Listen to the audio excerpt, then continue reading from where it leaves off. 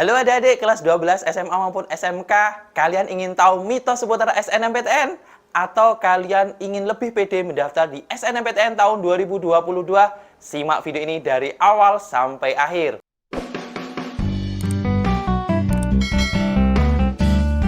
Halo guys, Assalamualaikum warahmatullahi wabarakatuh dan salam jumpa. Halo adik-adik kelas 12 SMA maupun SMK di seluruh Indonesia dan dimanapun kalian berada. Bagaimana kabarnya hari ini? Semoga kalian diberi kesehatan, dimudahkan rezekinya, dan tentunya semakin semangat agar adik-adik mendapatkan kampus impian kalian di tahun 2022 ini. Amin, amin, ya robbal alamin. Baik, pada kesempatan ini di Hari Kampus akan membahas seputar 5 mitos seputar SNMPTN tahun 2022 yang wajib adik-adik tahu. Apa saja informasinya? Simak video ini dari awal sampai akhir agar adik-adik mendapatkan informasi secara utuh dan menyeluruh. Dan bagi adik-adik yang baru bergabung dengan channel di Hari Kampus, saya ucapkan selamat datang dan terima kasih. Mohon like, share, dan komen, dan tentunya subscribe dan nyalakan lonceng notifikasinya agar adik-adik mendapatkan update informasi seputar SNMPTN, SBMPTN, KIP kuliah, maupun informasi-informasi kampus bermanfaat lainnya.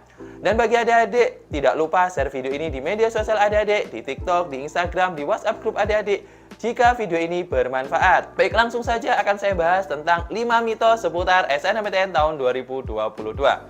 Adik-adik pejuang kampus tahun 2022 ini tiba saatnya adik-adik mendaftar di SNMPTN tahun 2022 yang berakhir nanti tanggal 28 Februari tahun 2022. Tentunya bagi adik-adik yang angkatan tahun 2022 dan eligible tentunya.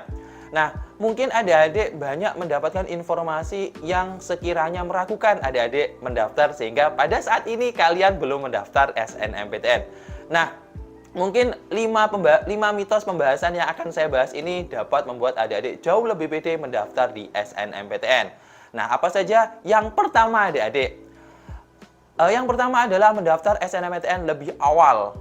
Nah, adik-adik perlu diketahui bahwa mendaftar di SNMPTN tidak perlu buru-buru karena tidak ada prioritas bagi adik-adik yang mendaftar di awal pembukaan pendaftaran. Dikarenakan memang panitia LTMPT dari berbagai situs resminya, kemudian di webinarnya maupun di surat resminya tidak pernah menyampaikan bahwa adik-adik yang mendaftar di awal pendaftaran mendapatkan prioritas diterima di SNMPTN. Jadi ini adalah informasi yang tidak benar. Karena informasi satu-satunya yang harus adik-adik percaya adalah yang pertama dari web resminya ltmpt.ac.id, yang kedua dari media sosial Instagram LTMPT Official. Jadi di situ jika ada informasi yang disampaikan di dua informasi di situs maupun di media sosial itu adalah informasi yang paling benar adik-adik. Yang kedua adik-adik, jalur SNMPTN merupakan jalur untung-untungan atau jalur tebak-tebakan.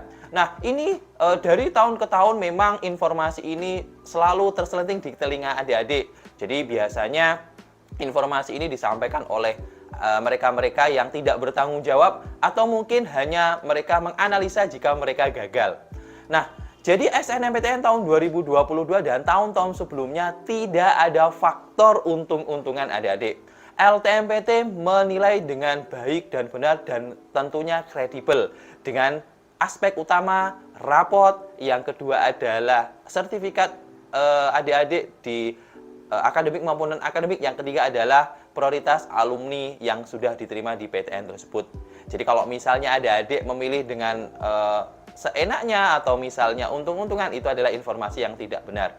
Silakan adik-adik analisa dengan cermat perguruan tinggi negerinya, kemudian jurusannya yang adik-adik inginkan, dan insya Allah jika adik-adik merupakan rezeki adik-adik dan tentunya nilai adik-adik nyampe sesuai dengan standarisasi dari LTMPT, maka adik-adik tentunya akan diterima di SNMPTN tahun 2022.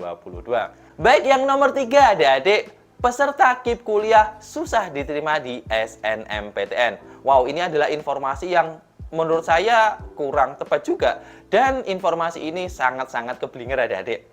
Jadi, bedakan ya antara KIP kuliah dengan SNMPTN. Jadi, kalau KIP kuliah itu adalah jalur beasiswa yang mengakomodir siswa mendaftar di SNMPTN, SBMPTN, dan jalur mandiri yang tentunya itu adalah murni beasiswa dari Kemendikbud yang nantinya adik-adik diterima dulu baru akan diproses KIP kuliahnya adik-adik.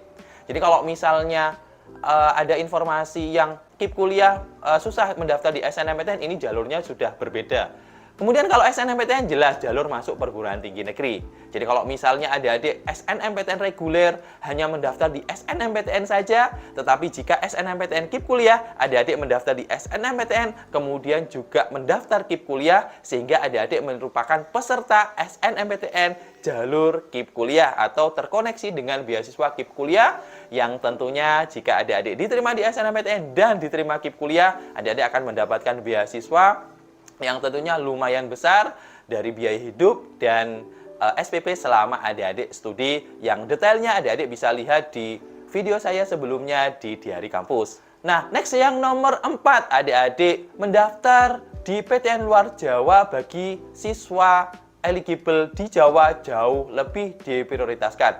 Wow, juga ini informasinya juga kurang benar adik-adik. Jadi memang di SNMPTN tahun 2022 maupun di tahun-tahun sebelumnya memang tidak ada spesifik detail informasi yang resmi disampaikan oleh LTMPT mengenai aturan-aturan dari wilayah. Hanya saja memang aturan bakunya adalah jika adik-adik memilih 2 program studi dan 2 PTN, 1 wajib berada di provinsi domisili adik-adik sekolah.